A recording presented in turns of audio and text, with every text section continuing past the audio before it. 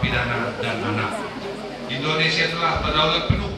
Remisi Hari Kemerdekaan ini diserahkan simbolis Bupati Oku Selatan pada sejumlah warga binaan di Rutan Kelas 2 Muara II.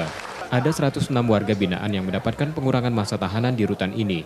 Napi yang mendapat remisi dari berbagai kasus, terutama kasus narkoba.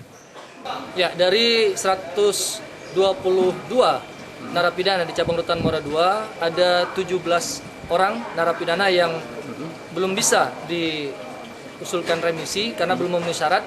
12 orang belum menjalani 6 bulan masa pidana karena syarat mengusulkan remisi itu harus minimal 6 bulan menjalani masa pidana, dan juga ada 5 orang yang terkait PP 99 itu harus ada justice kolaborator. Tidak ada justice kolaborator maka tidak bisa diusulkan untuk mendapatkan remisi. Tahun ini ada peningkatan 10% warga binaan yang mendapatkan remisi dibandingkan tahun 2018 lalu di rutan tersebut. Setia Budi, Kompas TV, Ogan Komering Ulu Selatan, Sumatera Selatan.